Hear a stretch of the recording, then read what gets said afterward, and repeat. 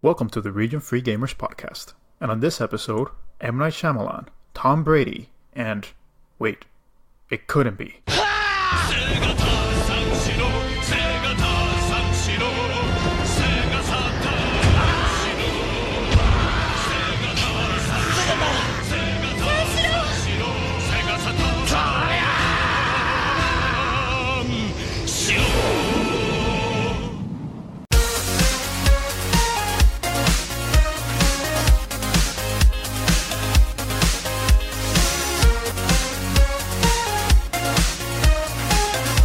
Hello everyone and welcome back to another episode of the Region Free Gamers Podcast, the podcast that is fluent in gaming.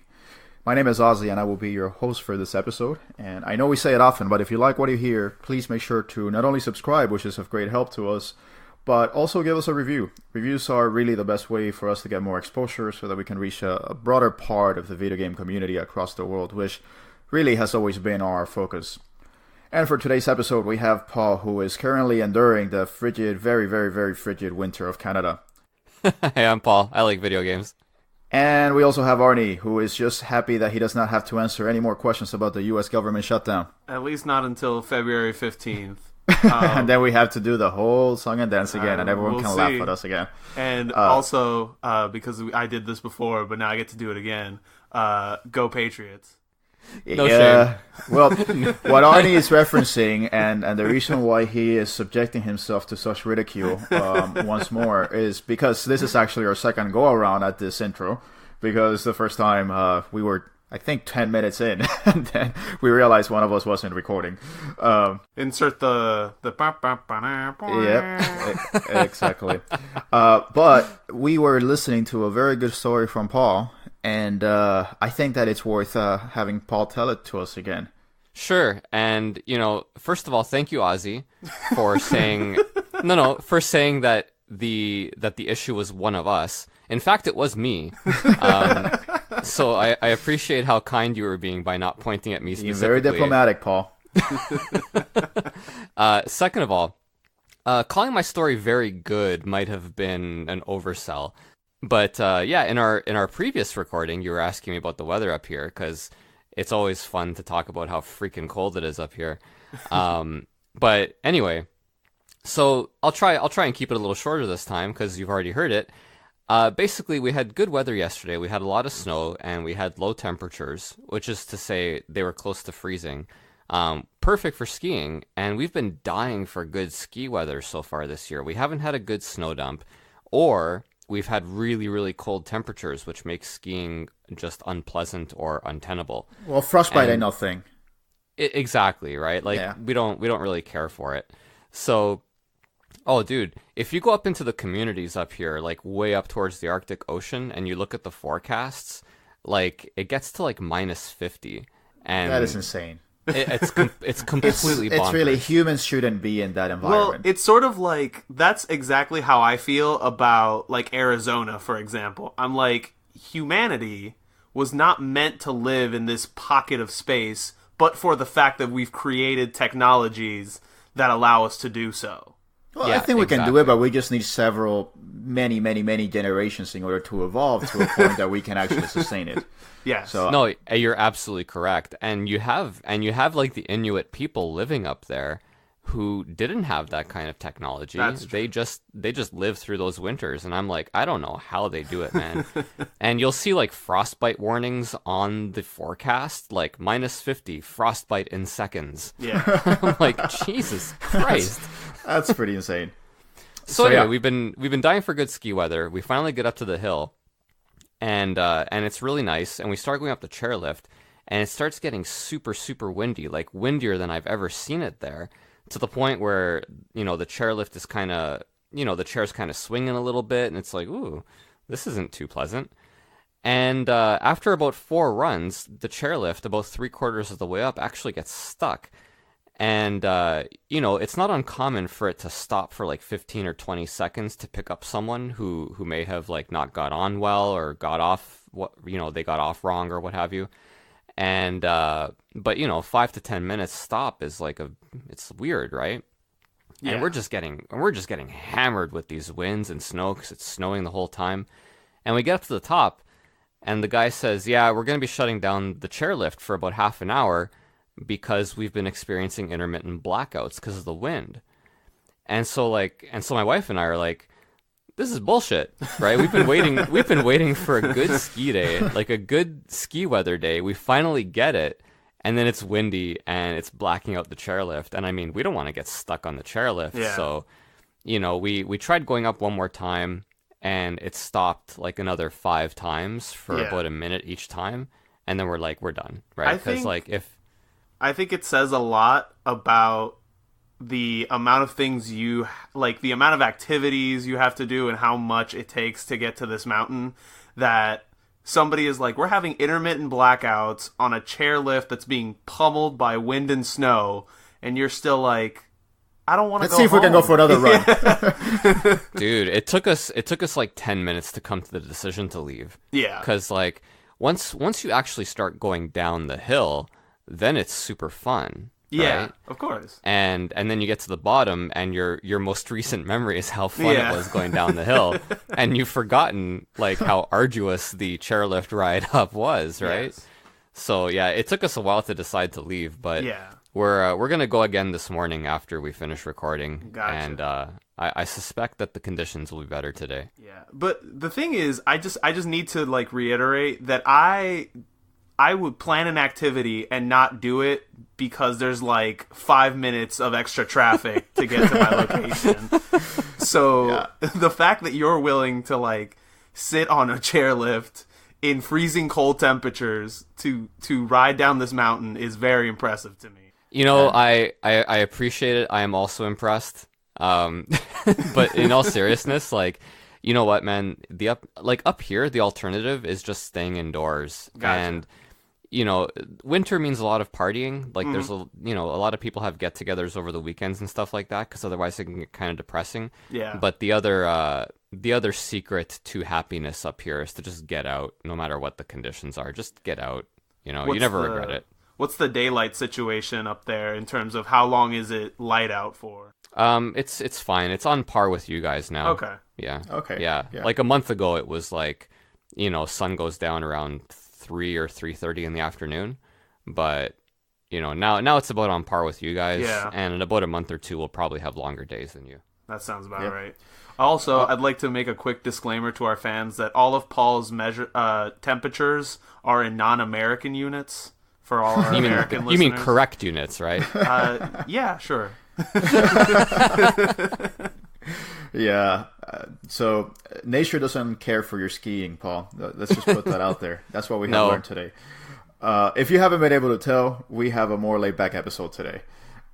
We don't have a particular theme in mind, to be honest. Rather, we're going back to one of our favorite segments, which is just talking amongst each other about what we have been playing lately.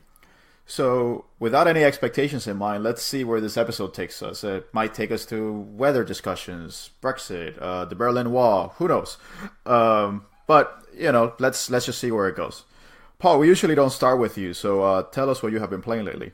Can I talk about how much I love Red Dead Redemption 2 and how it's like the greatest game ever? We should. Actually, after that episode, as I was telling Arnie, I became a Buddhist monk, and so that game kind of messes up my zen. So okay, cool. I've decided to make a vow not to speak of Red Dead anymore. A vow it's of Red silence. Dead to me.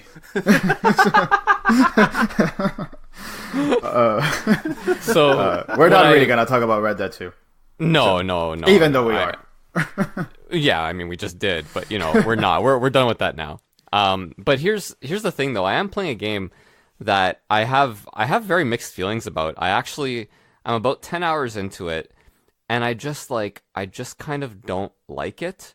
But I'm playing because a lot of people say it's really good, and I need to I think I might just stop. So I need to ask Arnie for permission to stop playing Shin Megami Tensei IV.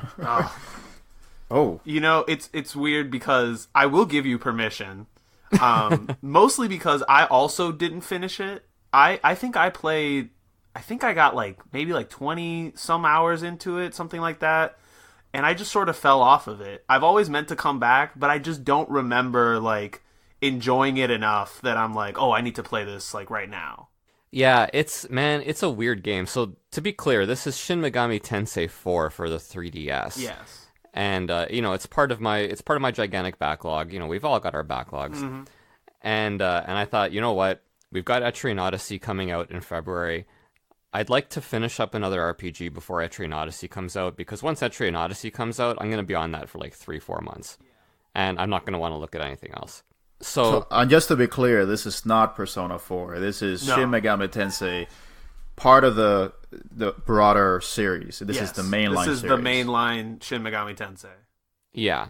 So like here are the pros, right? The atmosphere is really cool. The way there's like a slow reveal of how there's a greater world than what you're initially introduced to is really cool. There are hints that there's more to what's going on. It has a very mysterious feel to it. It really nails the atmosphere is what it does. But like virtually everything else, like the music's not that great. The combat is like, and I was complaining about this in chat and Masa was agreeing with me. Mm-hmm. Like, it is difficult, man. Like, I remember it's very common for me to say like, oh, when was the last time you were killed in a random battle in an RPG? Yeah. Dude, in Shin Megami Tensei IV, I'm killed routinely. It happens all the just time. like, yeah, like, and it's not even just like, I'm just getting one-shotted over and over. Like, that's the thing, right? Like, Yeah. there are some enemies who they have these techniques that cause critical hits. And when in that game, when you cause a critical hit, you get to take another turn. So they just crit the main character twice, and I'm like, okay, well, I guess I'm fucked now, right? Yeah. And it like even that's okay. Like I can deal with strong difficulty, right? That's all right. You just save often, and you're okay. And that's what I started doing. But then the combat itself is like, if you're not hitting the enemy's weak point, then you're in for a rough ride, period. And that's kind of the only depth that I found to it, right? Like, you have to find their weak point, Yeah. and then you have to hit it, or else you're screwed. But then how does it differ from Persona then? Because that's kind of the similar strategy in Persona. Yeah. I'll tell you exactly how. So in Persona, you hit an enemy's weak point, you go in for an all-out attack, and you get bonuses when you win that way, right? In SMT4, you hit their critical point, and the battle just becomes a little easier, and your bonus is not dying. Whereas if you're doing regular attacks, then you're just kind of opening yourself up to just getting killed. You're opening yourself up to getting one-shotted, and it's just not fun. Well, it kind of goes back to my complaint when I talked about Vagrant Story many moons back, which is, and Vagrant Story is not a fault with this. Vagrant Story has a very in-depth battle system, but the idea that there's an illusion of strategy or an illusion of choice. It's like, hey, you could play however you want, but if you don't play this way, you're gonna die. And so it makes it a monotonous ride where you only have to be looking out for what's the weak point, and let me just keep spamming that weak point. That to me is not real depth. It's the illusion of depth, but it's not. And I will say, and Paul, you'd be able to refresh my memory on this because I haven't played it in years, but I remember it just being very grind heavy, just in general, because of what you're saying. Like, because if you're not up to if you're not within a certain range of like an enemy's level, then even if you hit them in the weakness, it's not even guaranteed that you're going to win the fight. Like, sometimes they'll just one-shot you. And I think that within Shin Megami Tensei, like, there is a distinct difference between mainline Shin Megami titles and, like, the spin-off titles. Usually it's, like, battle mechanics are different, but in Shin Megami Tensei, I've noticed, like, the mainline games, they are, like, perceptibly more difficult. Yeah, they're punishingly hard. I know. Because the only other one, Nocturne, was brutal. is a game Absolutely that, like, brutal. Essentially you have to, like, have a guide on your lap while you play if you want to, like, make any sort of progress. Because that's a game where, if you don't have the right demon for, like, this fight, you're going to get annihilated, like, every single time. Yeah. And there's also, and they do it better in 4, but I remember playing Strange Journey on the DS. And Strange Journey, like, I actually finished it, but I finished it in spite of myself. I don't know why I kept playing it. I just did. It wasn't a fun game. Like, it was very dark, but like not the good kind of dark. It was just more oppressive than anything else. And so, like, I think I might just be out on this series. Like, I know 5 is supposed to be coming out, and I kind of was excited for it just based on reputation alone. Yeah. But now I'm not so sure. I'm not so sure. Yeah. Strange Journey is another one that I played for a long time, and then I hit a wall where I just couldn't beat this specific boss, and I put it down, and I never picked it back up. So is Strange Journey, because I'm not as familiar with the SMT games, is that one the tactical RPG one, or is it just... No, that's Devil Survivor. Strange Journey is, I think, kind of like early Persona, where it's sort of a dungeon crawler, but there's no like social interaction. Yeah, which is really kind of the main point of what I like about these games. Yeah, exactly. That's what I think. That's what I think makes Persona like stand out so much more, is that social aspect to it, which is weird because it's not like that was a thing in RPGs like really before that a whole lot. So can you also fuse personas, or? Yeah. Oh yeah. I mean, So all the games basically have like a baseline where it's like there's always like controllable demons, and you always fuse them to create new ones.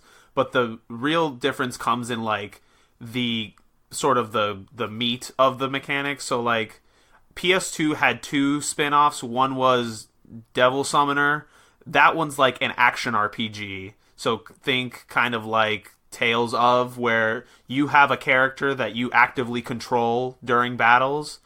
And then you have like 2 demons that come with you, and they do their own thing. Like they'll heal you, or they'll like... kind of like Kingdom Hearts, I guess, like where you control Sora and then Donald and Goofy just like do their own thing. And then the other one was Digital Devil Saga, and that one is you control a party of up to 3 people, and they can transform into demons. Okay. Yeah, and so that one's turn-based, but it's... so every subset has like its own sort of gimmick. Okay, and I have all day. I've mentioned this before, but I have all day for Devil Survivor. I love those games. Like they were fantastic. Those are the tactical ones, right? Yes, those are the strategy RPG ones. So more like Final Fantasy Tactics, etc. Correct? Correct. Yeah. Okay. Well, let me ask you, Paul, without getting into spoiler territory, I'm kind of getting the sense that SMT4 might have a very similar narrative as M. Night Shyamalan's The Village. I couldn't tell you, man, not having seen The Village. I think essentially it is the premise is that there's people living in an 18th century or 17th century commune suddenly get attacked by this evil force or something like that, and one of them has to go out in order to try to find some help or something. And then the plot twist, because Shyamalan's movies all need to have a plot twist, is that it's actually modern day, and that they were just like this crazy, fanatic, rabid, ultra-conservative religious zealots that just decided to build like an 18th century community and raise their kids as if they were in the 18th century. That's actually not too far off, I think. There are parallels there, yeah. Yeah. There are differences in that the weird commune that you're talking about actually has access to technology.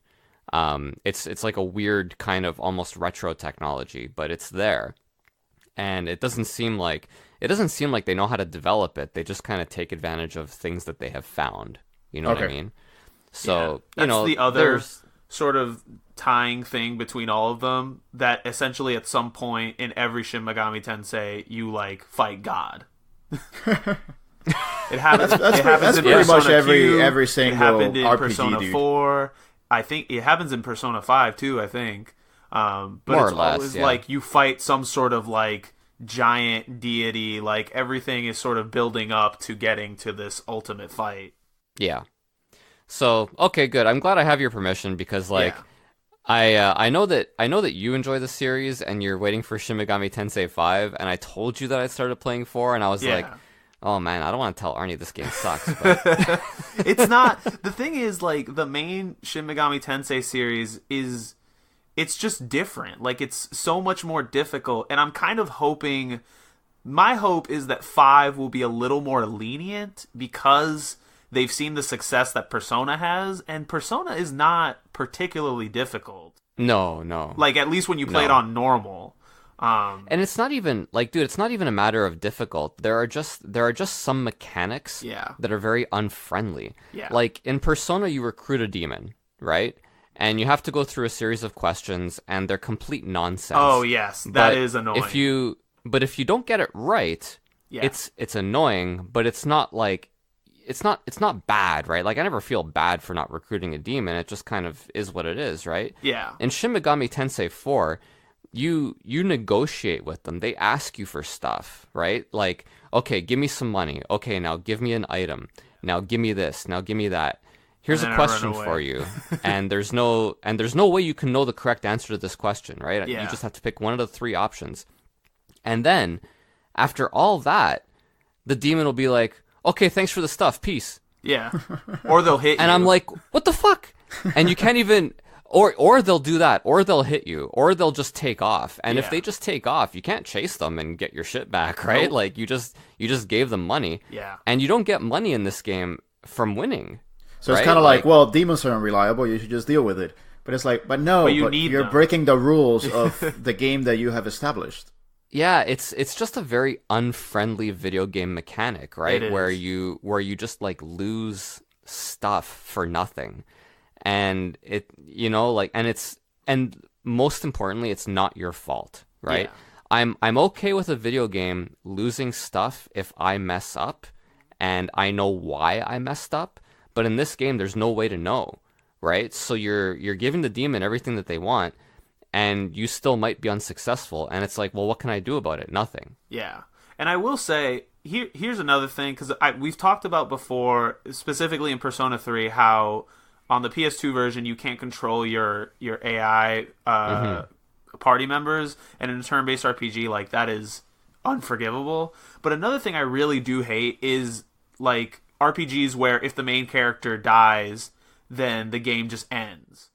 Mainly because there's a reason I have other party members, and there's a reason I have, like, revival items and all these other things, like spells that sort of counteract this. So it just, like, it feels like an arbitrary condition that doesn't really make sense in the world. Like, it doesn't really make sense to the rules that have been established for everybody else. Yeah, exactly. So, it is what it is, man. Like, it's just a little bit too unfriendly towards the player. Yeah. And it's really weird because, like, I went online and I looked up reviews. I went to Metacritic, like, is it just me or what's going on here? And people on Metacritic in 2013 loved this freaking game. So, Yeah. I don't know, man. I don't know what the deal is there. I think it appeals to a very, like, specific sort of gamer. Yeah, and and the other thing too is that if it's your first Shin Megami Tensei game, it's probably still pretty good. Yeah. Because you get less and less mileage out of the fusion system with the more Shin Megami Tensei games that you play. Because you start becoming very similar, and you start feeling like, okay, I'm just doing the same thing I've been doing for the last 5 games. Yeah, exactly. So well, Paul, I think... Let me ask you, have you been playing something that's more fulfilling than Shin Megami Tensei 4? Yes, as a matter of fact. So the other thing that I've been playing, which is sort of a corollary to it, but almost the complete opposite, is and I haven't been playing any new games, by the way, guys. Like, I've just been playing old games. There hasn't been anything new that came out lately that really caught my eye, except for Ace Combat 7, but I'll get that when I get it. I've been playing Tokyo Mirage Sessions on the Wii U. You've just been all Shin Megami Tensei all day. Yeah, pretty much, man. And let me tell you, it is the opposite of Shin Megami Tensei 4. Like, it might be like the most bright and colorful game I've ever played. It's just very poppy. It really is, and it's just an absolute pleasure to look at. Yeah. And the music's great. The story is super, super silly, right? But saccharine, very, very sugary in a way. Very much so. and they do that thing in games that I like, or in anything really in life, where they just own it, right? There's no apology for how silly it is, and it's, you know what, I'm good with it, right? Like, unlike Shin Megami Tensei IV, like, the battles are challenging, but you don't get destroyed when you don't do something right or what have you. You're constantly getting rewards and stuff. You get bonuses for defeating enemies in a better way, to, for lack of a better description. Yeah. So it has all those RPG mechanics that we've kind of come to get used to that really make the experience more fun. And I think I'm gonna finish it. I'm about 7 hours into it. I'm not that far in, but you're only missing like 80 hours or so. Yeah, exactly. Yeah, Tokyo Mirage Sessions was one that I bought the special edition, thinking that I was gonna buy a Wii U. I still do not own a Wii U, but it was teased as Fire Emblem Cross Shin Megami Tensei, and so I was immediately like, I don't care what this game is, like, I need to own it, because it's so rare to see Shin Megami Tensei cross with anything at that point. I mean, now they got characters in Smash Brothers, but this was sort of the first big collab between Shin Megami Tensei and anything, so let alone something as huge as Fire Emblem. But it kind of feels like it's very on thing at this point. It's not really like you're getting Shin Megami Tensei and Fire Emblem at the same time. It's just like, it's a breed of its own. It's a fusion, 100%. If you call it. Yeah, which is great, because that's what collaborations like this should be, right? It should feel like its own thing. It shouldn't just feel like, oh, it's Shin Megami Tensei with like some tacked on Fire Emblem mechanics, or like some tacked on Fire Emblem characters in there or something.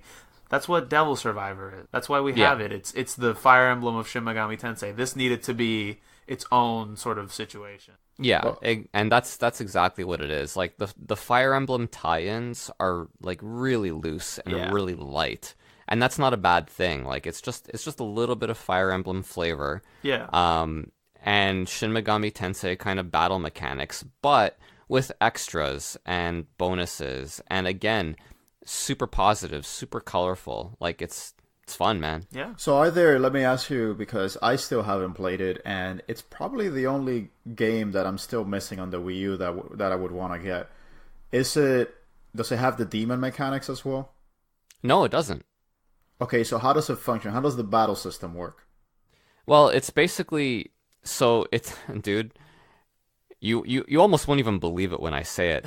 Anytime you have a battle pop up, it turns into this like arena with people who cheer, and like, your character's faces are on giant screens. It's like a concert, and you have all your usual stuff, your attack, item, magic, and all that, right? So it's very much like a turn-based RPG.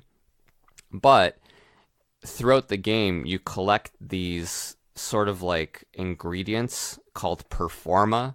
Again, I can't make this up, because your characters are all like, they're all kind of like either pop idols or pop idols in training. And so when you collect performa and kind of fuse them together, you create new weapons and you get new skills and so on and so forth. I can see why Masa really likes this game. Oh yeah, dude, this is right up Masa's alley. Are you kidding me? So that's kind of how that works. And the skills that you get are very much Shin Megami Tensei skills, right? You have like your Zio, your Agi, and so on and so forth, right? Yeah. The bonuses come with sort of like the follow-up attacks. So if you attack an opponent's weakness and the other character has a specific follow-up attack, they'll follow up your attack, and then you get bonuses for that, right? And what you can do then is start like linking them together and creating chain attacks. So that's kind of the goal of the game, is to create as many chain attacks as you can to get more bonuses in battle. And, the chain attacks, they look cool. They have fun animations that go into them, and it's really hard to argue with it. I've like, it's not something that I've gotten tired of, because you get so many fun bonuses and there is incentive to not just spam attack. So how's the writing? Is it like anime tropes, or does it have like its own kind of identity? I don't know yet. It's hard to say. I'm only 7 hours into it. Like right now, it's very anime tropey. It's so hard to kind of separate them because anytime I see big eyes, I just kind of it's true. I just kind of like expect the anime tropes. Yeah. So even if it's a little bit light on that, I still kind of assume it's there just because I see the big eyes. Yeah, for sure. But I mean, it's fairly typical. Yeah, and I mean, I think, was this Intelligent Systems or was this Atlas developed? I don't think it was Intelligent Systems. I think it was Atlas. Yeah. So if which it's Atlas, is why it has more of an SMT flavor sort of Fire bent Emblem to flavor. It. Yeah. So I mean, it wouldn't be shocking. I mean, Persona 4 and 5 both have like some anime tropes built into them. Obviously, there's just a lot of heart in what's there. Obviously. Yeah, and it'll probably take a little bit of time for character development to build in this game and so on. Again, only 7 hours in, but again, it's a fun enough game that even if the story was weak, I could still probably forgive it and just because you know what, dude, like just looking at it puts me in a good mood. Just because everything is so bright and like you said, Ozzy, it's poppy, right? So. And it's a good contrast to SMT4. I mean, it's just like, okay, well, now I need to cleanse my mouth of this very bitter, sour experience. I will say about SMT4, the art style is really good, but it's very much like a brown, gray, red sort of dark color all throughout. Agree, 100%. Without going back to that game, I there were moments where I thought about getting SMT4 because it was only like $15 on Amazon. Yeah. And ultimately I decided against it primarily because of that. Because I saw the dungeons and they looked very brown. Yeah. And I thought, I don't want to play something like this, particularly when that's what I'll be looking at most of the time because you're going to grind so much. So now you've just kind of put the nail on the coffin, Paul. So I'm not going to play. I'm glad.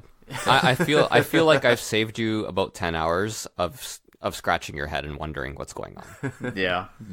Invest that money into Tokyo Mirage Sessions instead. Exactly.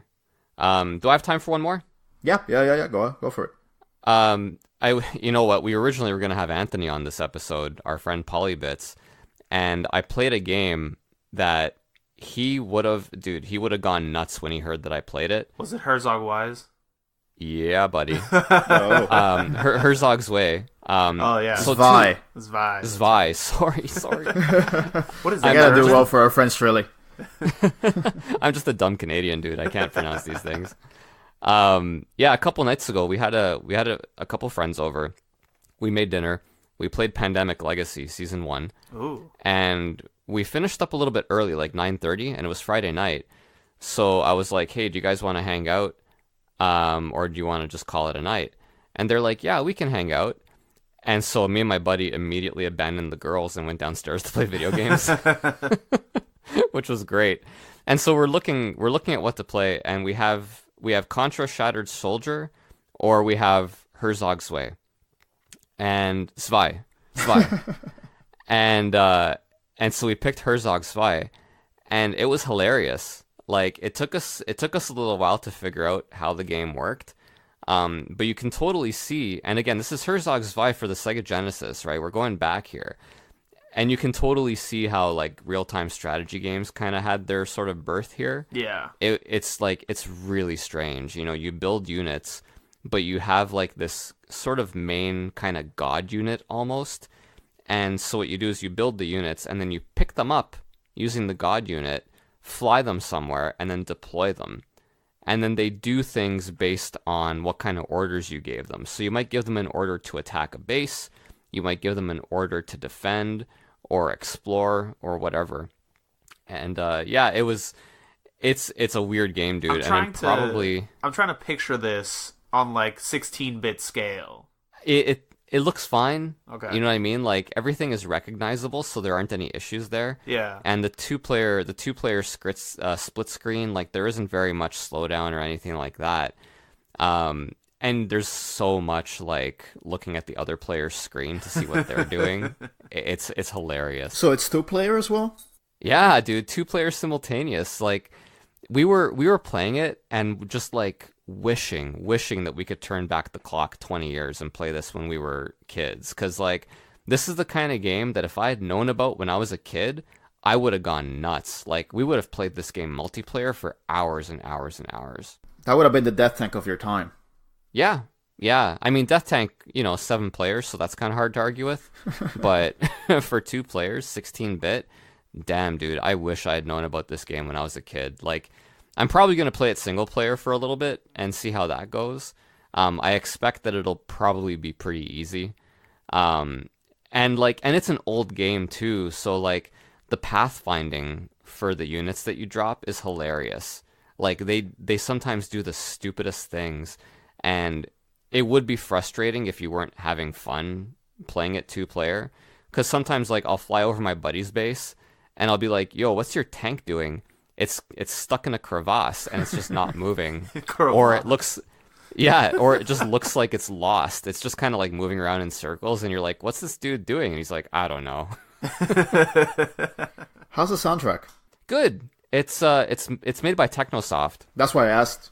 Yeah, exactly. That's all I needed to say. I know, right? No, it's super fast paced, super hype. Sega Genesis music, right? So it's nothing. There's nothing slow going on here. It's not heavy on the synthesized guitar like Thunder Force is. It's probably closer to like Thunder Force 3 in flavor than 4. Nothing but yeah, can reach 4 though. I mean, 4 is kind of a breed of itself. Yeah, man, that game. Oh boy. But anyway, yeah. So Herzog Zwei. I'll let you guys know more about it later once I've tackled the single player. But the 2-player it's one of those games we were like, "Are we done?"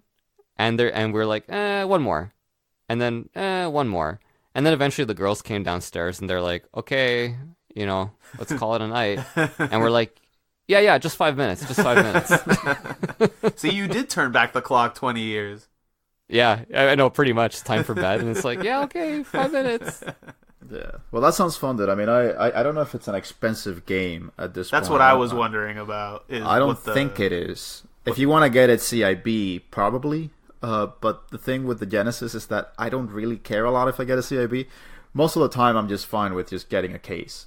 So yeah. I'll see if I can grab it, because that game has some legacy. Yeah, I mean, it really was like the proto strategy game of its time. Just for if nothing else, you're.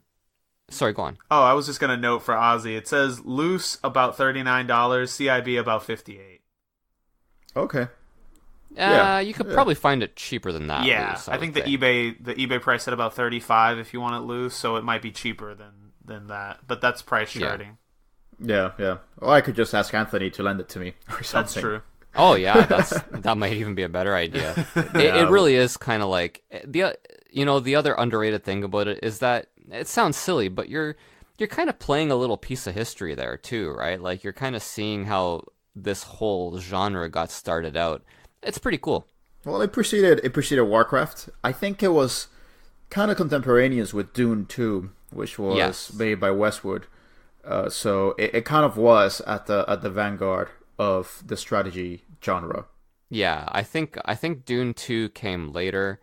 I could be wrong about that, but man, I remember playing Dune 2 as a kid and like hearing my dad get up for work and being like, "Oh my god, I've been playing all night and I didn't even know. Yeah. And I better turn this off because if he catches me, I'm dead." Well, guys, what do you say we take a break?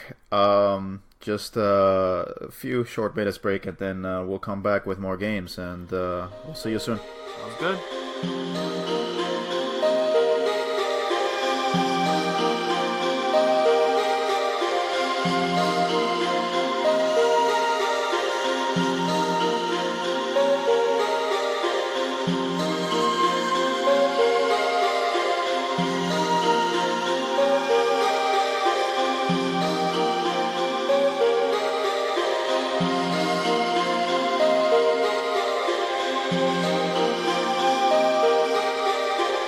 Okay, guys, and we are back, and now let's just focus on Arnie. Arnie, what have you been playing lately, man? Okay, so I guess I want to start, since we were talking about Tokyo Mirage Sessions and crossovers, I want to talk about one game I've been playing, which is a gigantic crossover, which is Project Cross Zone 2 on the 3DS, which is perfect timing because Kelly, Sierra Night Gaming, who we had on here before, just made a post about Cross Zone 1 and sort of summed up my feelings on that game in that it's fun enough, but it goes on like 10 hours too long.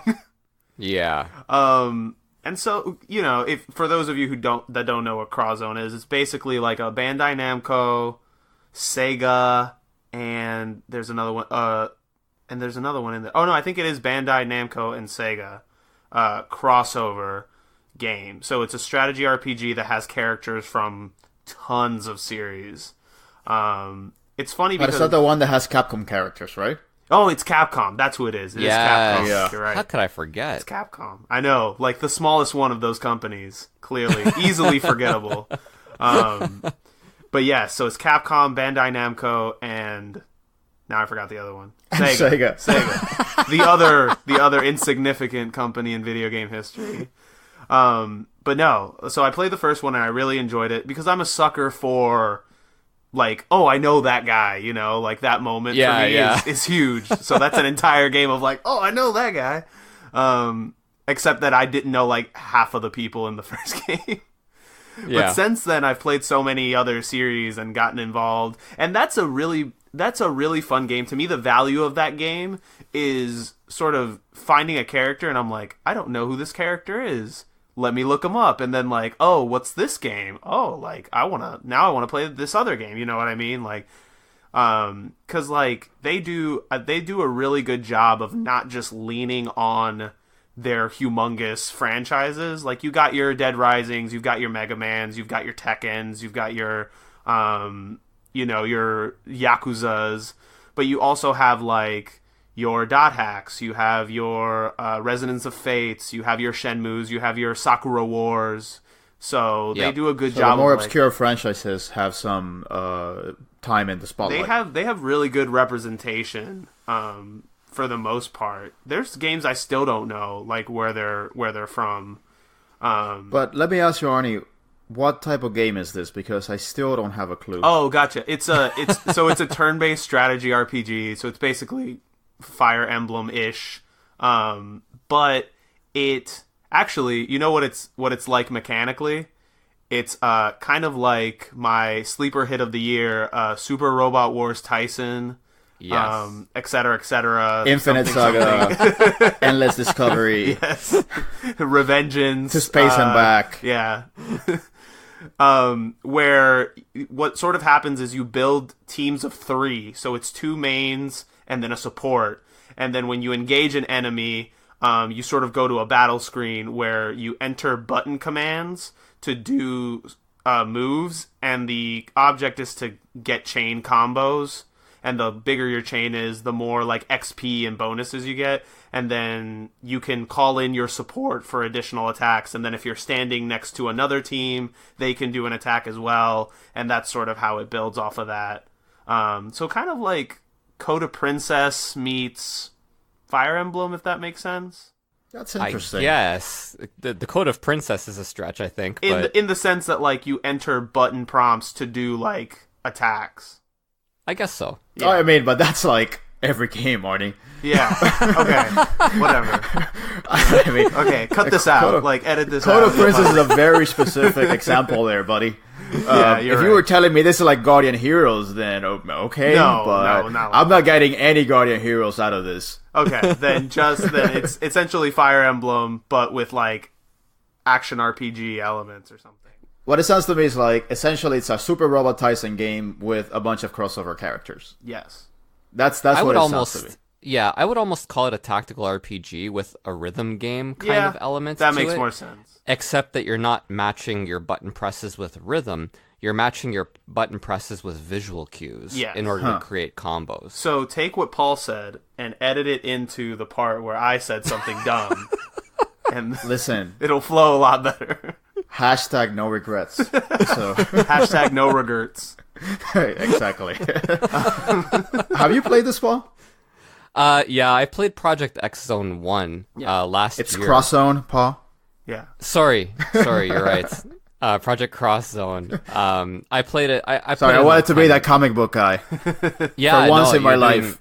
You're doing a great job. I'm very annoyed. No, I played it for about 10 hours, and then I was like, all right, I'm good. Yeah. Because like the fun of it is kind of unexpected, but like the fun of it is that every single mission introduces a new character. Yes. And like Arnie, you know, I found that, oh wow, who's this? Oh wow, who's that? Right? And it's kind of fun, you know, seeing who all these new characters are and watching them interact in ways that are, by the way, just complete nonsense. Oh, of course. Like, yeah. But like that kind of wears off because I found the gameplay, like the whole comboing thing, to be really, really repetitive, really fast. Well, that's also another thing about all these crossover games is that they pretty much all follow the same consistently terrible story.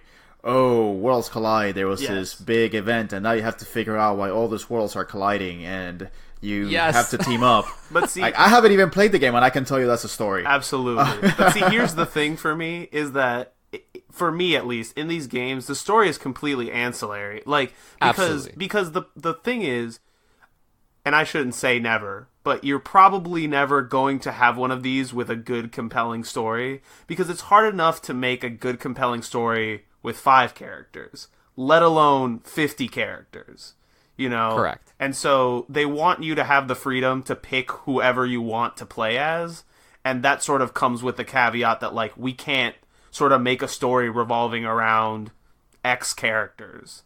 And Sorry, they sort of... I'm just going to play the heel here. All I hear here is gimmick. Yes. So, but I think that's intrinsic in crossover. Like, crossover is the biggest gimmick, right? It's like, we have so many things that are so popular that we can just smash them together and people love it. Yeah, and I guess, you know, the big part of it is just, hey, I know that guy, as you said. It's just kind of like the name calling. It's kind of like the Family Guy of, you know, of crossovers, essentially. It's like, hey, you know, you're going to laugh because you know this, or you vaguely identify with this. And I mean, I'm gonna name who should not be named right now, but they like Smash Ultimate is what that's been for years, you know, and people love it. You know, I mean, but Smash Ultimate, there's actually an underlying good game under it. There is, but that's because... And with this, I'm hearing, well, the story kind of sucks, and the gameplay is repetitive. Well, and it's kind of gimmicky, so... you better like seeing these characters interact with Arnie, you gotta fight back and what put I this was heel gonna in his say place. is that the reason for that is because Nintendo is smart, and they said, what's the genre that requires the minimal amount of story, and that is fighting game. Listen, I'm amazed that in Ultimate they've actually tried to do a real, honest to God story. Yes. You know, that Kirby is the devourer of worlds, basically. Exactly. And there's a reason that they hadn't really attempted that to such a great extent beforehand. Is because trying to figure out how Captain Falcon relates to Olimar is not sort of a to B, like, straight line. Oh, they're third cousins twice removed. Exactly. But, so I think when you go strategy RPG, not the best. Like, obviously it's a very, like, mechanically, it's a very easy way to be like, this is how you can use all these characters in one place. But when you try to put it together, it's a genre that needs to have a story. And then you're I mean, this is just kind of low-hanging fruit. Yeah. It's very easy to pick on Project Crossover. Yes. And whatever its many offshoots may be. Yeah. So, but, you know, I mean, there's a market for that. Yeah. There's always a market for people that want to say, I want to see Morrigan talking to Mega Man. Yes. So, and that happens in this game. Yeah. And correct me if I'm wrong, but Project Cross Zone 2 appearance by Segata Sanshiro. Yes, I believe What? so. I have not unlocked him yet. Yeah, I take back everything I said. Right? I take back absolutely everything I said. Arnie, I'm buying this today. And that's how they get you, Ozzy. That's how they get you on this absolutely. game. That's really For those how of you it that is. don't know, Segata Sanshiro was one of Sega's mascots in the Saturn era. Oh, yeah. And he was a Japanese dude in a karate suit that was basically a superhero. And You guys gotta see this. You guys gotta go to YouTube and look up Segata Sanshiro. And he had like a theme song too, didn't he? Segata Sanshiro. Like, it was, dude, it's so good. Like, just to finish up the sales pitch, basically every commercial consisted of children not buying a Sega Saturn and Segata Sanshiro body slamming them. Like, it's so good. And the last one is that he actually saves the world. You know, I don't know if it's with a Sega Saturn or something, but it's something ridiculous. He ends up saving the entire world, and they're like, Segata Sanshiro sacrificed himself for us, basically. Yeah. So I think that was Sega's sort of way of saying, like, you didn't buy this system, and now you've killed Segata Sanshiro. Perhaps. Well, I think unlike many companies, they realized that there is a shelf life for something like that. Yeah. And so they gave him a proper retirement, and I'll love them forever for that. It was kind of like the Kevin character from, you know, Sony, the sales VP. Yeah. Yes, I do. You remember that guy? I remember. He also got a send-off, but that was a terrific marketing campaign as well. This is a future podcast topic that we're absolutely. I would love to do. We're brainstorming on air. Arnie, let's move on. Yeah. What have you been playing other than Project Crossover? So the other thing I've been playing is something I started playing this week. Actually, is Spider-Man. I finally borrowed. We haven't gotten to talk about Spider-Man on the pod, and I've been dying. I've been itching to do so. Yes, I thought he was going to come up somehow in our anniversary podcast, and he did not. So now it did, but it was just kind of like an in passing thing. It was my runner-up game of the year. Mm-hmm. And I gotta say, really enjoying it. It's a good game. I think it makes a good counterpoint to God of War, in the sense that God of War felt like it went on forever, and it had so much stuff to do, and the story felt padded out at times, whereas Spider-Man is sort of the complete opposite, where I feel like the story is going at like a very fast clip. Like I've played it maybe 4 days, and I'm like 44% done with the game. Which is what I absolutely loved about it. I mean, it's a game that really respects your time. Yes. Because it has all these features and it has all these things that you can do, but it's not pushed on you. And it's like, it doesn't tell you, you have to do all these things because we added this feature and now you have to use it. So it's kind of like, no, just go through the story if you want to go through the story, or you could do all this other ancillary stuff if you want. I disagree only slightly, because the optional stuff is tied into these tokens that you need to get suits, to get upgrades, to get powers. But you don't need that in order to beat the game. You don't. You don't need suits in order to beat the game. But I feel like, honestly, the difficulty on this one is, insofar as the combat, like, I feel like you take significant damage from being hit. It's very rhythmic. It is very much like an Arkham game. Yeah. But it relies much more, whereas Arkham didn't rely as much on like the abilities and stuff of Batman.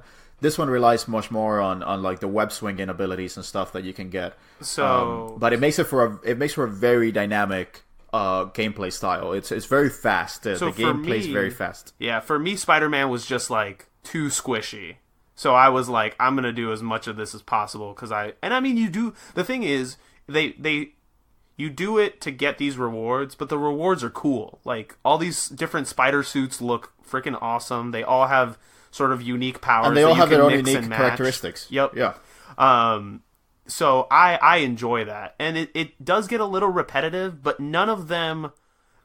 There's not that many of any of them that would make them like, I don't want to do this. You know, like, there's not. At most, there's like, the backpacks, I think, are the biggest collectible, and there's like 55 of them. And I did them in like is so a night. Terrific that you don't really care. I mean, the swinging is great. It's absolutely fantastic. Yeah. It gives you the sense of flow. Yeah. And I don't think they've achieved that in Spider-Man 2. It just feels like you really are, like, the swings are like an extension of your body. It's like the web shots are like an extension of your body. I have a small yarn of my own, actually, to take Paul's place. It's not it's not a good story, but it was sort of a funny interaction I had. So my girlfriend comes in the room when I'm playing Spider-Man, and she's like, oh, what's this? And I'm like, oh, it's Spider-Man. She's not like a video game person at all, with the exception of like The Sims is like the only thing that she plays. but she was like, "Oh yeah, I remember playing a Spider-Man like on the PlayStation." And I was like, "Are you talking about Spider-Man 2?" And she was like, "Oh yeah, that game was great." And I was like, I never realized the impact of Spider-Man 2 until that moment. Like, dude, now you have another thing to bond over with your girlfriend. Everybody fucking loves Spider-Man 2. And I played it a bit, but I never like got really into it. So this is sort of like my first real Spider-Man experience. I think also the part that I loved about that game the most, at least to me, it was that I think it's probably the best Spider-Man story I've seen told so far. At least in, outside the comic book medium, and I can't really speak to the comic book medium because it's not something that I do necessarily. Yeah. But it does, present the various stories from a very sympathetic perspective, like the Dr. Octopus story. It's very heavily hinted at, of course. It's like, that this guy will eventually become Dr. Octopus, but since you work with him, you get to see another side of him, and you get to kind of see his motivations. Whether those motivations kind of make sense to you, your mileage may vary. But, it does try to flesh out the characters from something more than just you're a supervillain because you're a supervillain.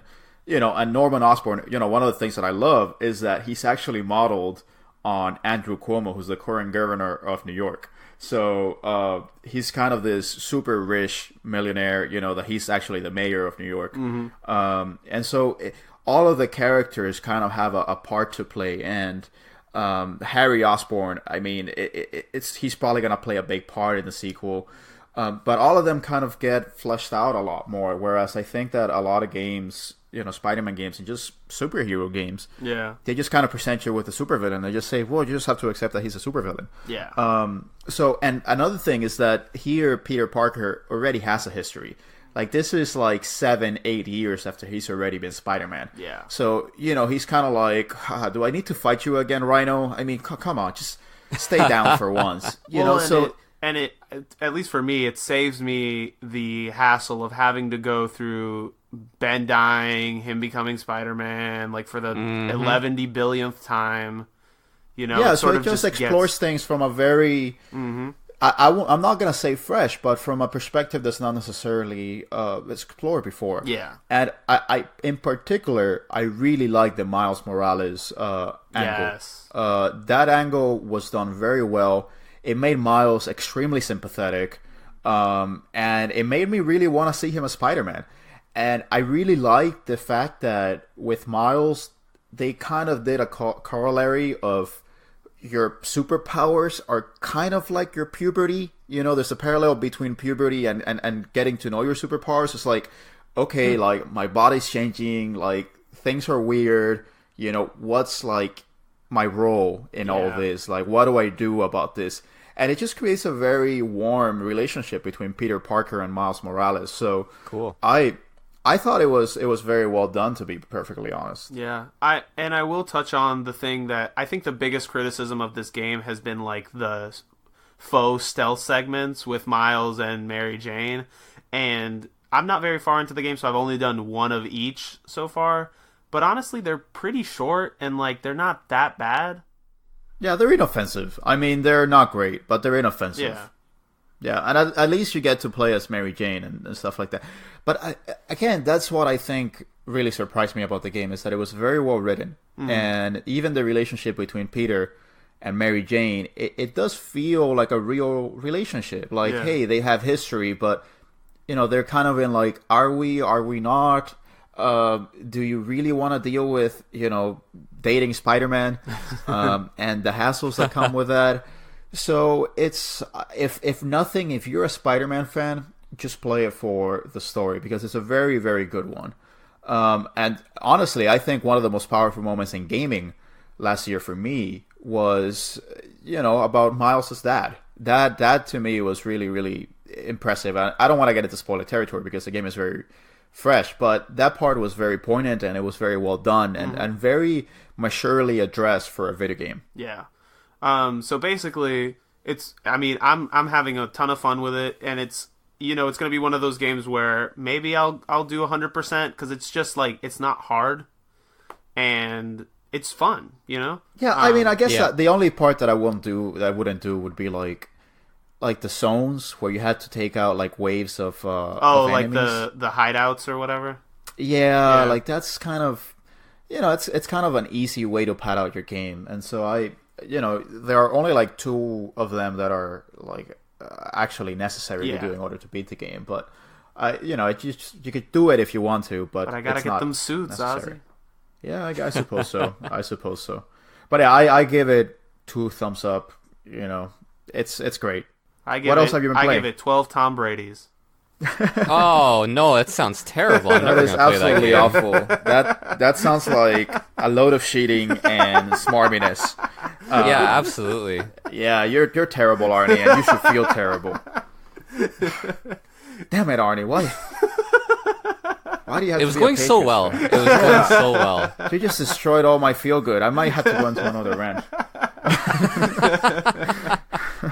I'm kidding. Red Dead Redemption 2 is 20 Tom Brady's. I rate that 20 Tom Brady's out of 100.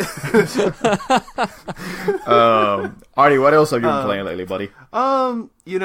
It's basically been I've just been dabbling a lot. I've been trying to find like what I've really been doing is using this Samsung GX a lot that you so kindly gifted to me. So I've been trying a lot of my PS2 stuff, a lot of my Genesis stuff. I played a little bit Gunstar Heroes, which I just cannot. That one boss that has like, what is it, like 15 stages transformations? I just cannot. Cannot. But you have to keep trying. I know. I know, dude. That's such a great fight, dude. And honestly, that game only gets better. Yeah. It's just until the end, that game is absolutely nonstop. Yeah. I need to find somebody to play it with me, because Paul... That's, I think, what you need to do, yeah. Absolutely. Yeah. In 2-player, it is... Like, single player is great, but the 2-player is even better. Yeah, I mean, you just have to keep going. Listen, I am terrible at games, if we haven't already established that. So I kept just going at it, honestly, and that, I think he's called like Sigma 6 or something. Yeah, I think that sounds right. Some weird name. Yeah. But it's, first of all, it's a technological marvel. Like, I'm just impressed that Treasure just pulled it off. They said, we're gonna have one boss that turns into like 6 different bosses. That's pretty impressive. I'll keep my hat to that. I gotta say, just in general, I've just been on sort of like an arcade sort of kick. So a lot of shoot 'em ups, a lot of run and guns, and also, I don't know if this is appropriate or whatever, but I'll take 2 minutes to recommend High Score Girl, because that was very much like what kicked off this sort of arcade sort of trip for me. Anime on Netflix, very fun. I know Paul just finished watching it. I don't think Ozzy's seen it, but it's very appealing in the sense that even outside the story, just the video game history within it, I think is very much like played very well, like not as a gimmick, but sort of like genuinely trying to show off like these games to people. Now, is this a Netflix series? Or? Yes, it's Netflix exclusive. Oh, okay, but do they actually talk about the games, or do they? Oh, dude, yeah, all kinds. Okay. I think the main draw of the main spike is Street Fighter. Street Fighter 2 like is sort of the thing that everything is built around, kind of. Like, it's the one thing that's consistent throughout the series, and sort of its many iterations and evolutions as the years go by, because I think it covers from like the mid 80s to like the mid 90s. Does that sound about right, Paul? I'd say like early 90s to mid 90s. Yeah, right. It's like a 6-year span. So the series kind of starts out when Street Fighter 2 gets released, and there's like a revolution in the arcades, and it ends, at least the point where it ends now. Arnie, you told me that they're going to add like another 4 episodes soon. Yeah, there's supposed to be like 3 additional episodes that are going to wrap up the entire thing.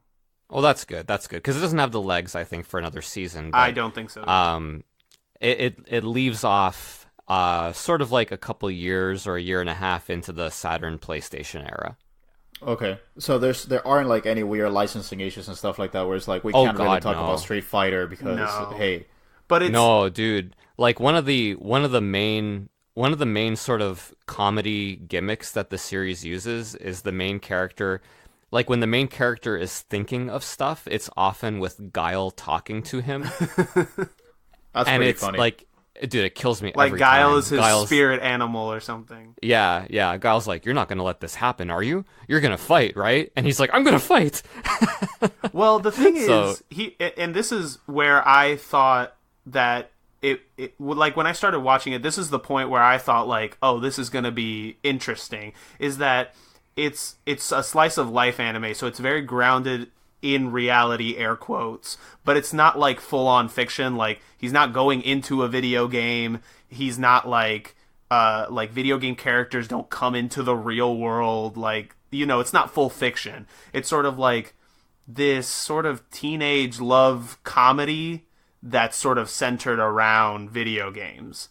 But ancillary to that, or secondary to that, is sort of the history of the evolution of games in the arcades, specifically fighting games, but also touches on, you know, other like Taito games, Capcom, Namco, all these sorts of companies, and like talking about some of their specific games, and then a little bit on consoles. Yeah, it's a lot of fun. Like, basically what they've done is they've taken this sort of teenage coming of age story, and they sucker people who wouldn't ordinarily watch that kind of thing into watching it because of the whole video game angle. And I thought it really just overall came together. It was fun. Yeah. It was a lot of fun. Good to hear. And the main character essentially had the same video game journey as Paul did, which I also thought was incredibly amazing. Yeah, it was uncanny. Like, you got to watch it, Ozzy. I will. Yeah. I mean, I'm glad that our listeners are getting more recommendations beyond just video games. So I'll definitely give it a go. There's definitely, Netflix is putting out a lot of varied content. They really try to establish themselves as something beyond just, you know, TV series from other networks, etc. So it's good to see that they're putting something like, you know, a slice of life anime in there. Yep. All right, should we take a break, guys? Yeah. Sure. All right, see you in a bit.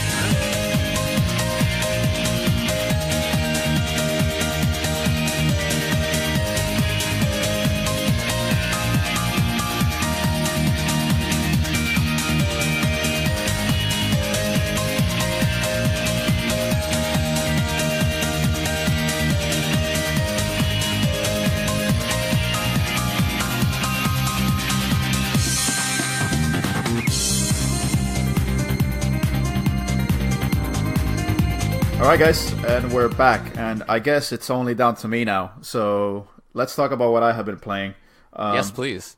Well, I'm gonna be a little bit different, and I'm gonna do something a little bit different because it just came to my mind, and I realized, you know, this ties into games, so we might as well just talk about it, and hey, we've been talking about high score girls, so why not? But last night, me and my girlfriend just happened by coincidence to run into the Modern Pinball Museum. In New York City, and it's a fantastic place. I honestly think that if you're in New York City and you have any interest in games or pinball, you really have to come by. It's very well curated. It's kind of a small space, but you could clearly tell that the people that are running it are really lovers of the medium.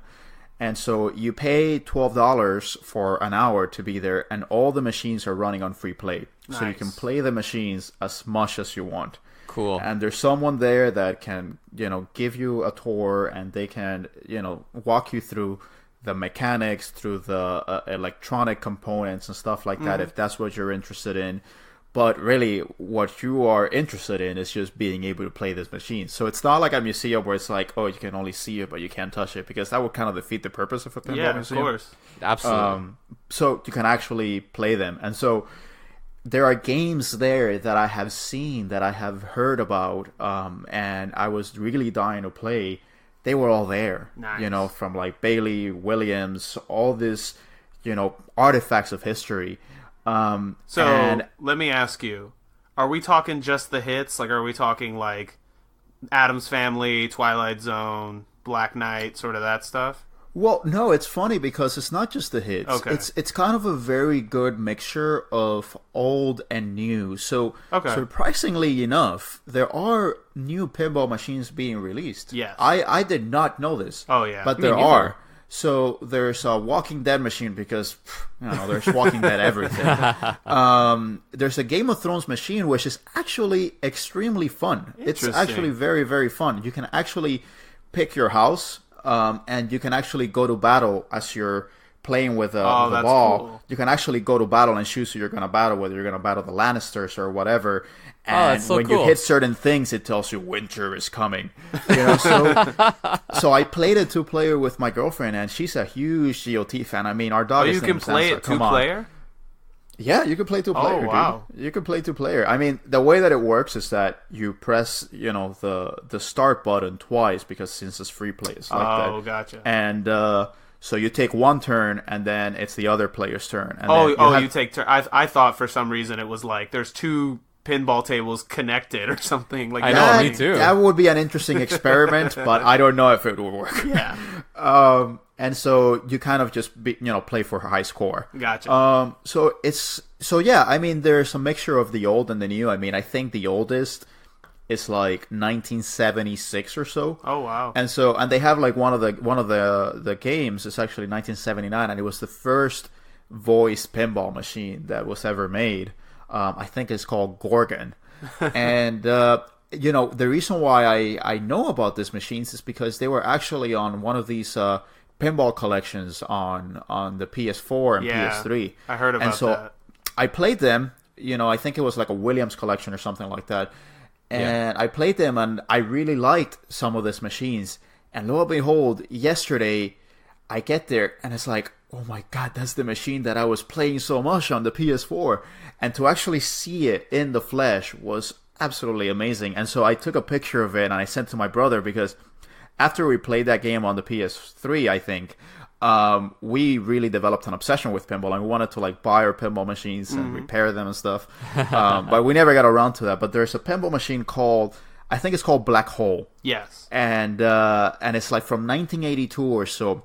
But it's interesting because it has kind of like a big center. There's not much going around the center, but the reason for that is because if you manage to hit a particular section of it, there's actually a second layer below the actual table, and it actually becomes inverted so that the flippers are actually on the top, and the machine and the ball actually goes up instead of down. So it's almost as if you're playing in like inverse gravity.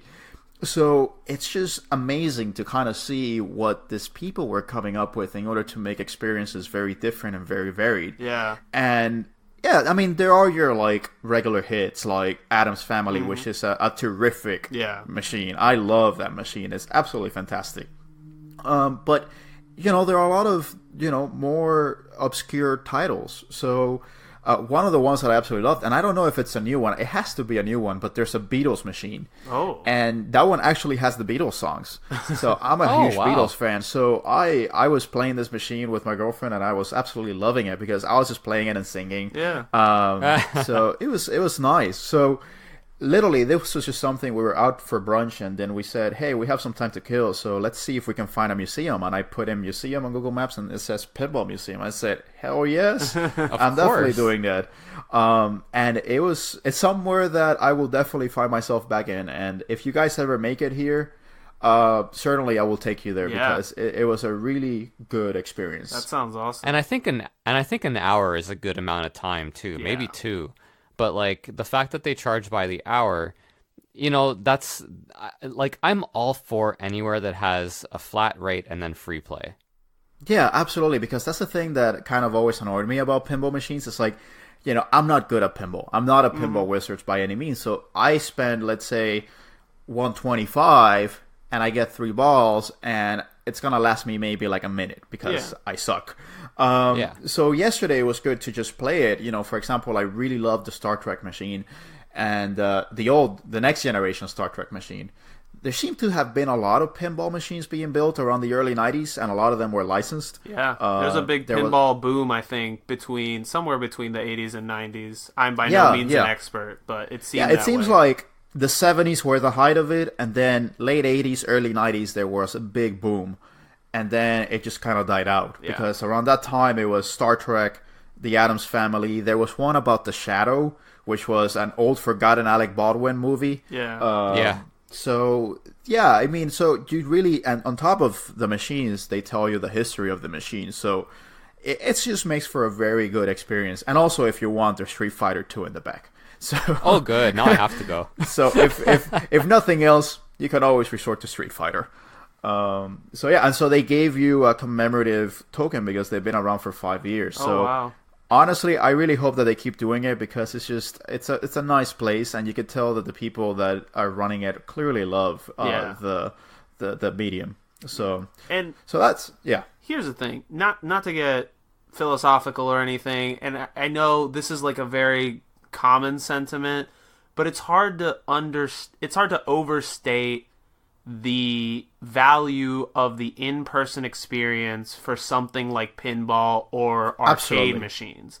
It's obviously there's value to being able to play on original hardware and use those original controls, and there's a feel to that, probably a lot more in pinball than in arcade.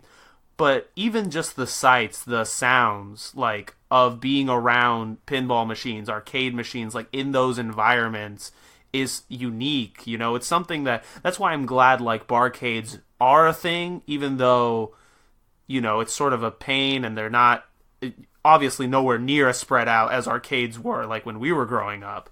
But just having a place where that's an option to go in and play some arcade games and sort of have that environment for a while is something that I really appreciate. So having a space... It's like nothing else. Yeah. It's like the sights and the sounds. I mean, pinball machines in particular, they have so many lights. So many lights and so many bells and whistles. Literally bells and whistles. Yeah. And the other part of it is the physicality of it. Yeah. You don't really get it as much with arcades.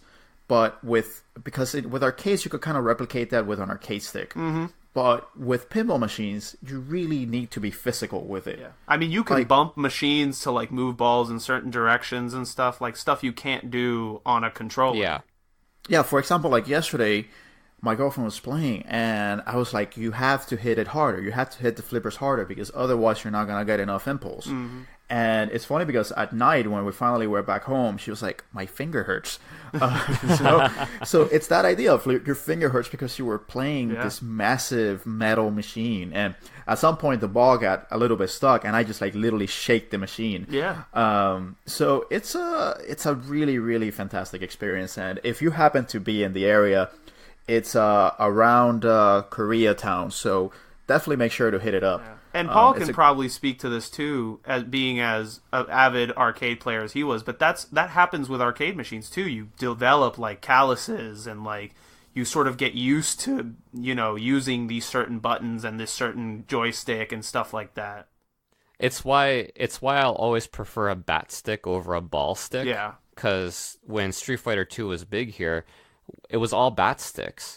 And so that's just kind of what I got used to, and you just kind of develop a feel for it. It is, you know, it's cool, man. It's cool how they're a little bit different, and you do kind of develop a callus, absolutely. Yeah. And, yeah. And I didn't mean to make this like a serious discussion on preservation or whatever, but it's just nice to know that there's still places that are like taking the time to like not only curate it, but make it available for public consumption. Arnie, by all means, make this a philosophical discussion about curation. Because that's what we're the here thing, for. when we talk about the bells and whistles, it was in arcades and pinballs, it was to get people's attention, to like make you play that game. But now it's just part of the experience of like. But you know what inspired me? What? Yesterday, I saw more kids than adults. Yeah. In there, and that to me was very encouraging because these kids are experiencing this for the first time, and they may be, I don't know, 9, 10. And they're seeing this, and to be able to see that they're actually enjoying it, I mean, it just goes to show how timeless these machines are. And it makes it such a shame that there aren't more machines out there. Because, you know, they're still bowling. There's still a lot of other things that people do, like at Dave & Buster's or whatever, or a bowling alley. And the thing is, as much as I, you know, would prefer just sort of a more pure, air quotes, I know people can't see me, in experience, like, I'm glad that Dave and Buster's exists. I'm glad that, there is something bringing arcades, like, even though it's not classic arcades, but something that's keeping sort of that want of people to, like, go out and enjoy games in this way, like, not necessarily in your house. But it's like, but Arnie, I just can't understand why these things are not popular anymore. It's not like they all of a sudden became not fun. Yeah. So it's like, if you want to go out and have a few drinks with your friends, a pinball machine is pretty damn awesome. Yeah. Like, the fact that you have a PS4 at home doesn't change that. Yeah, I think the part... But it does offer you an option that you didn't have before. Yeah. Oh, right? yes, absolutely. And you could choose to stay in. Yeah, and, like, if the weather's shitty, you know what I mean? Like, there are if you a lot live in Canada. Yeah, especially... God, it's the worst place. But I think there are just a lot more options these days, and thus we have less demand for something like a pinball machine, right? Yeah, I think there's two big things. I think that, at least in my mind, the biggest is that consoles just caught up. And not only did they catch up, they got better, Because the big draw in arcades is, like, this is an experience that you can't get at home. Like, you can't play Virtual on your Super Nintendo, on your TurboGrafx. You can't play some of these games you just could not replicate at home, and now you can. Now it's like a joke. But the thing is, it's about the social aspect. Yes, and you can't replicate pinball at home, and so unless you have the pinball machine. I think the other issue is just cost. Like, I don't think the issue is necessarily on the consumer side. I think it's on the business side, where these places, the amount of returns they're getting for the cost of buying and maintaining these is just doesn't work out for them, because there's fewer manufacturers, which means the cost per unit, I think, has gone up. And so I don't think it's feasible to sort of buy new pinball machines to put in a bar if you're not going to make your money back on it. Yeah. Yeah, I mean, if you really wanted to, you could try to find ways to... Yeah. God, I hate this word. Monetize this. Yeah. But, it's... At least I found it yesterday. I found it encouraging that it was like, okay, you pay $12 and you can play whatever you want. Yeah. As long as there's space and you have a machine, and because there are so many machines... Usually there's going to be at least one machine. I mean, and there were, like, many that were open. Yeah, and I think that's what... There's an arcade, I think in Chicago, called Galloping Ghosts. And I've never been, but it's enormous. I think it's, like, the biggest functioning arcade in North America. But it's sort of the same thing. You pay a set price, and you go in there, and it's, 2 or 3 stories of arcade games, all set to free play. And you pay on an hourly rate. But there's also, like, a bar there and food and stuff. So it's like the standalone arcade, I think, no longer supports itself. It has to be attached to some other mechanism of keeping people there for longer. Correct. And you have to have alcohol sales to make it worthwhile. Yeah. Like, that's by far their highest margin. So if you have an arcade, like, did they serve drinks at the Pinball Museum? No, they didn't. Yeah, I mean, that's the kind of place I think where they don't have to. I didn't think they would. It does have museum in the name. Yeah. But most of these other places are going to have an alcohol license in order to be able to have that kind of atmosphere, that arcade experience that you're looking for. Also, personally, go ahead. No, personally, I've gone to the tube arcades, the main ones here in New York City, and they're always pretty well attended. And it's the beer. I think the beer really does it, because if it was just a pure arcade, I don't think that they would make enough money. To be honest, especially in New York with that rent in those locations. Like, I think, and that's always what you get. That's always the difficulty with New York. It's just that the space is just so expensive that unless you're making a significant amount of overhead. Like, you're making a significant amount of profits, you can't really justify the rent that you're paying, for example. I mean, look, there have been, like, really, really well-known, reputable restaurants, for example, here that have just had to leave because their rent was just too high. And so it just did not become feasible anymore. So it's just a reality you have to deal with over here. Yeah, and I also wonder, I mean, this could just be a me thing, but I can't tell you how little cash I carry on me nowadays. Like if I Oh, yeah. if I were to stumble into an arcade, like 99% of the time, I'd have to leave because I don't carry any cash with me. And arcades are a cash-focused business usually. I will say I did in Richmond, Virginia, there is a really cool barcade where they've sort of solved that problem by sort of giving you this sort of RFID card, kind of like Dave & Buster's actually, where you just swipe on machine. They sort of retrofitted machines to work with this. But I think that's also a necessity where you just need so much floor space. And obviously, the other thing is you need somebody, especially with these old machines, you need to have somebody on staff who knows how to work with them. Because they will break, people will fuck them up, especially when they're drinking. And so that's... Especially, I mean, there's going to be some beer spilled over at some point. Yeah, so I think 100%. there's just so many factors that make it sort of unsustainable here. Because obviously when you look at some place like Japan, they have a ton of arcades, and they're gigantic, and they're getting new games all the time. So it's doable, but I think we've moved so far beyond where anybody really wants like demand for it that I think what we need in North America are more salarymen who don't want to go home to their wives. Just have them dedicated to the arcade machine. Yeah. I think that's going to be the East-West divide. Is West is home consoles and East is still has that arcade experience. Well, listen, for what it's worth, Modern Pinball Museum, fantastic. You know, I give that 0 Tom Brady's out of 100. So Nice. I'm Must visit. very high on it. I don't know. I'm gonna have to check the reviews on Yelp, see if I'm going after that rating. Yeah, I would say I have no complaints about it, unlike Tom Brady.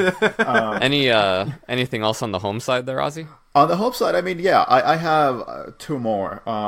Just keeping with the arcade theme, I actually been playing through the PS2 port. I mean, the PS4 port of a PS2 game, which is the Metal Slug Anthology, Metal Slug Collection. And so I have played the Metal Slug games many times, but I always usually play 1, 2, and 3.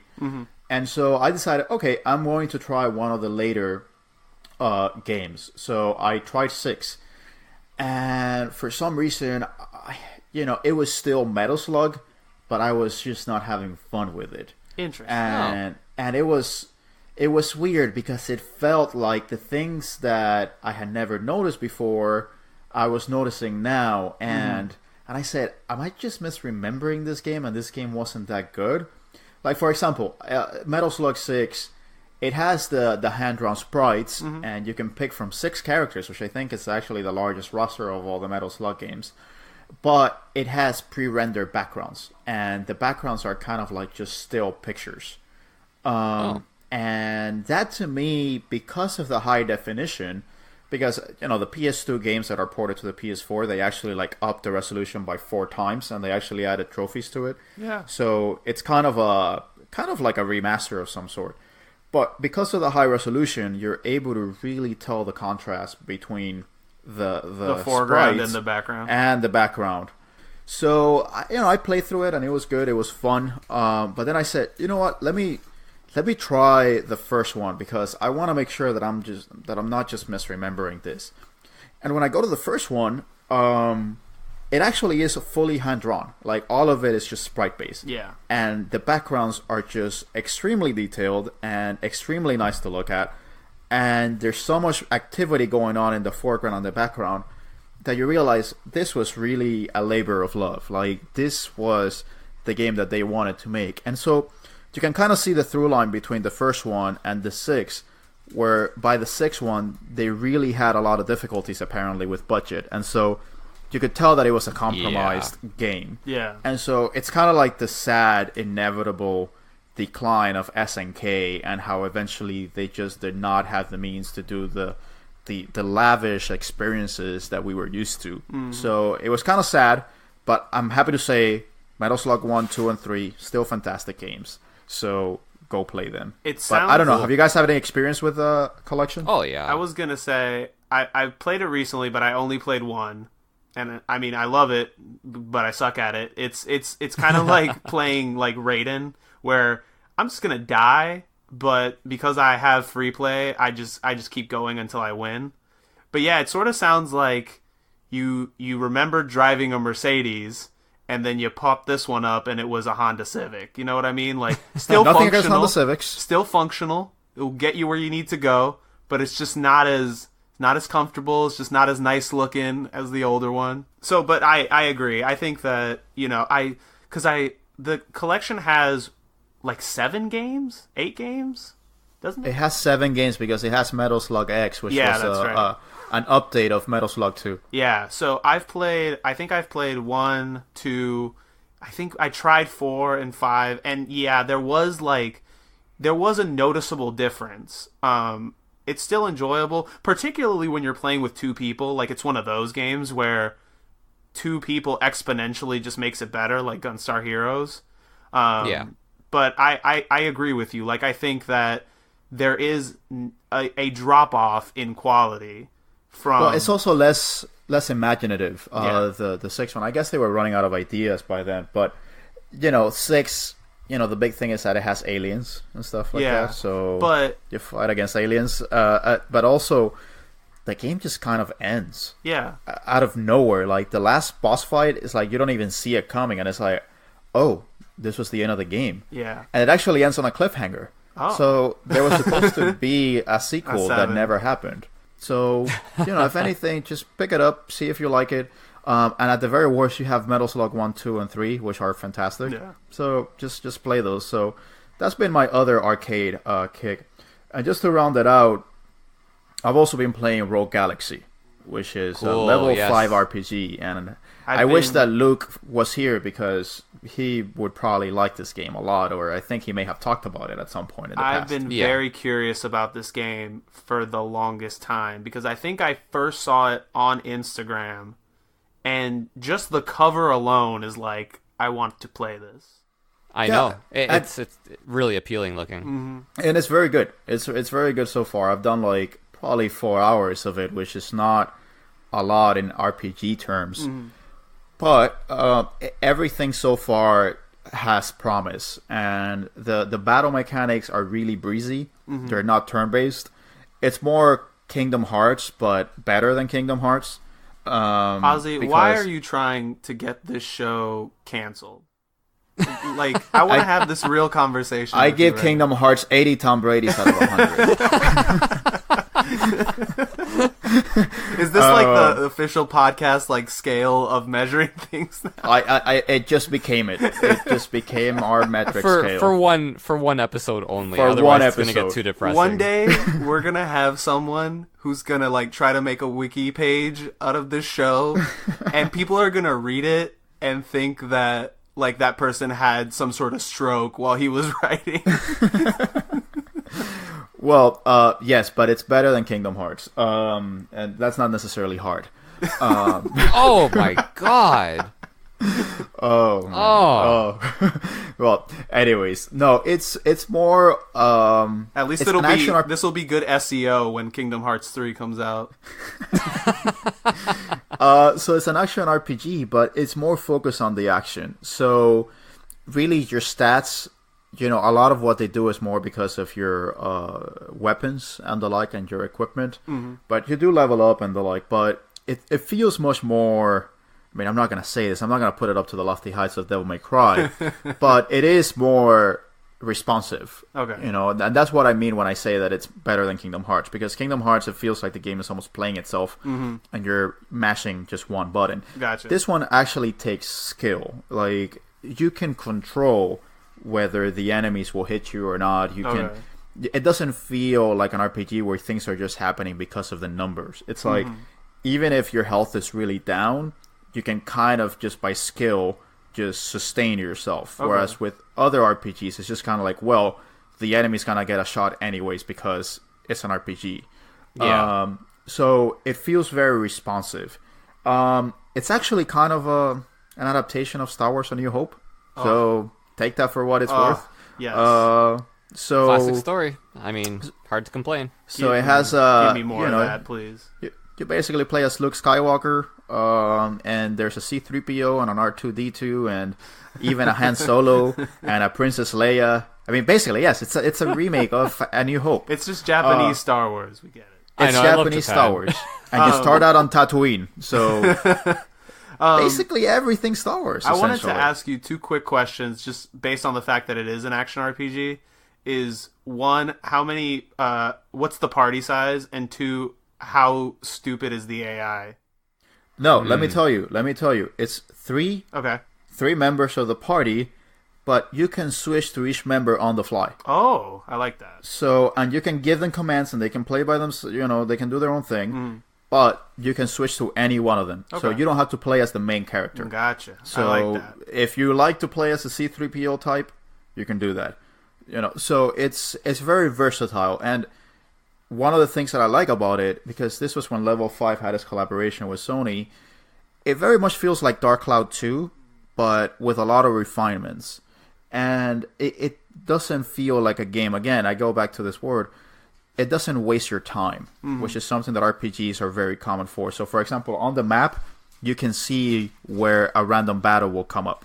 So it's not random. So you can go to that area and a random battle will come up, which is not random. So I keep saying random battle. So I don't know, dude. I actually may be going the whole way with this one. I like it enough where it's like it's kind of gripping me like other RPGs have not gripped me in the past. So I might go through it, even if to just see A New Hope one more time. So I give it 0 Tom Brady's out of 100. Another must purchase. Yes. Very, very good.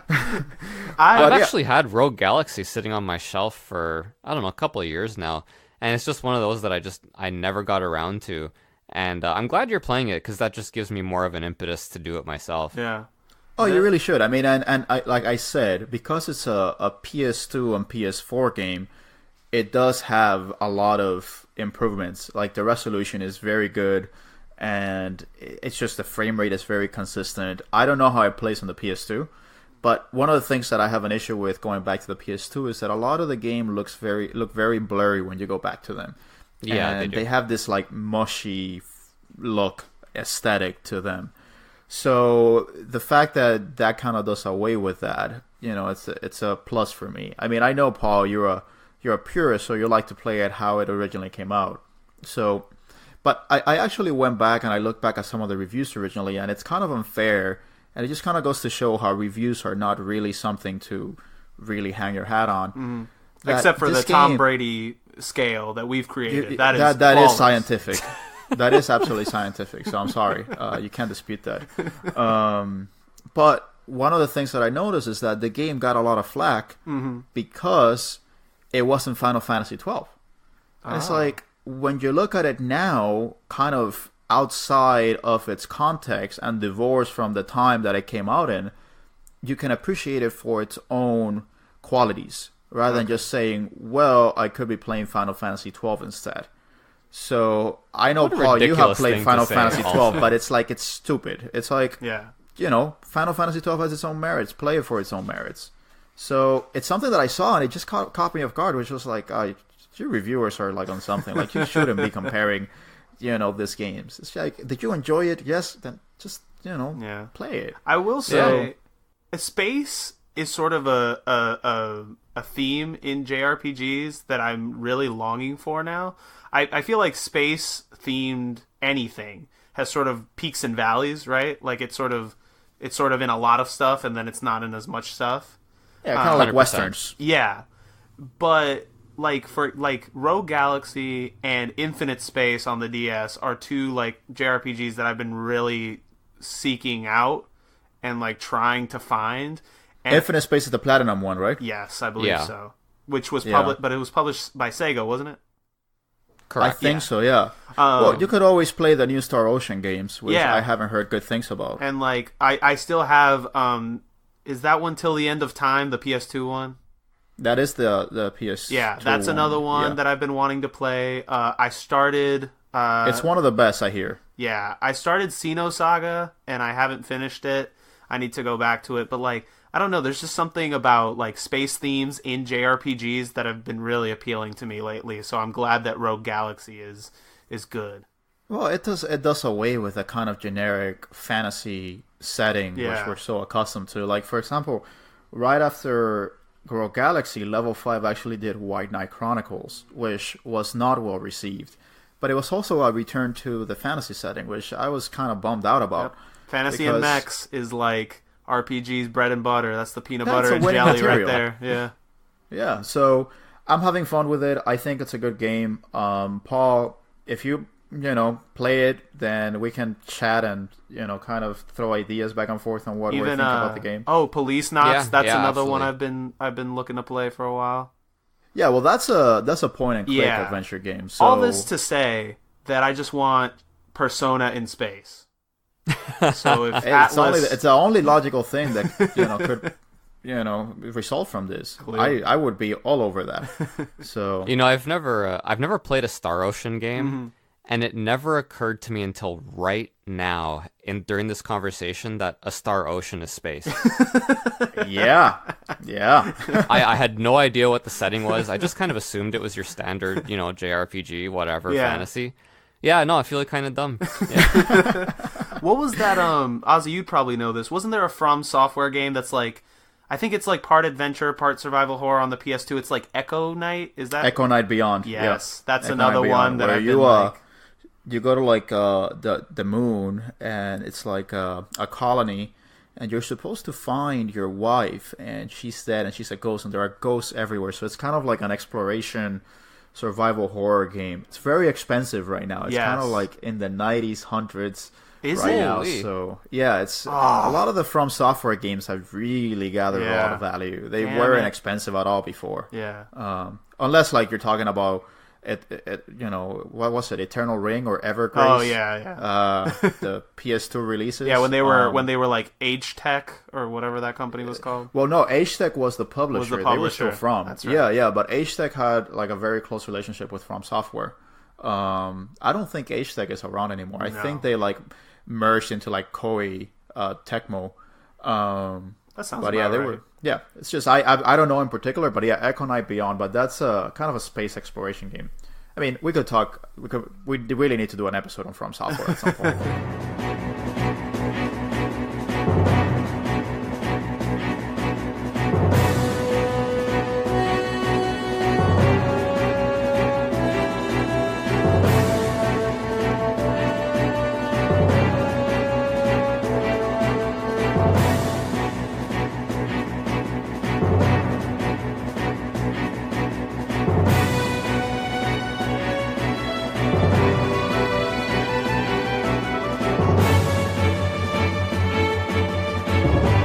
Let's finish this up. I think we're already running into the 2-hour mark almost. So usually we have a lot to say about video games. So it's been the Region Free Gamers podcast. Paul, where can we find you? Instagram, Pauls_game room. And Arnie, where can we find you? You can find me on Instagram at Region Free Gamers. We also have a Twitter that I feel like we never plug. It's at Region Free Gamer. I'm trying. I don't understand Twitter. I'm sorry. We have a YouTube channel that you should also go to. And please, guys, like Ozzy said at the top of the episode, like and review us on iTunes. It's not the Tom Brady rating scale that we've created and perfected over 5 minutes. But it gets close. Yeah, but you can still give us 5 stars on there. And it's a reasonable alternative. Yeah. And it'd be great for us. So thank you guys so much. Yeah, and you can find me on Instagram as well. My handle is Shadow of the Collector with periods in between. Make sure to give Arnie a visit on the Region Free Gamers page on Instagram. He's always there. I think he lives there. We're actually a little bit concerned. We can't kick him out even if we wanted to. That's true. I'll take you all down with me. But yeah, I mean, let us know what you think. We are always looking for new ideas. This was more of a loose episode, but once in a while we like to, just do this episode where we just kind of talk about I games know at least a couple of people had asked me when we're going to do another one of these. So yeah, and it's always fun because, this games come up that you're not necessarily expecting. And so it's like, oh, I really wanted to hear about that game, and now I get to hear what their opinion is. So we like to do this every once in a while, maybe once in a few months. Yeah. So it's more of a laid-back experience, and we get to talk about pinball, Tom Brady, and other stuff that, we care or hate. So you hate the pinball, right? That's the thing that you hate. Yes, absolutely. I give that. We got to wrap this up, man. He's getting too sassy. Yes, it's only the sassiness level is just getting like to 100 right now. It's going to like 90 Tom Brady instead of 100. So. Like now that they're going to the Super Bowl, he just feels like he can get away with anything. I don't care for this. Just wait. If they win, I'm gonna release a solo episode of me just doing play-by-play of the entire game. All right, we're gonna wrap this up. So it's been the Region Free Gamers. This is the podcast is Fluent in Gaming. Thank you guys for joining us. This might be our last episode because there was too much infighting between us. Listen, we said that last time, and we're still here. Yeah, against all odds. Against all odds. All right, guys. So keep tuned. Don't change that dial. Stay tuned for our next episodes. And it's been a pleasure. So we'll see you next one. See ya. Thanks.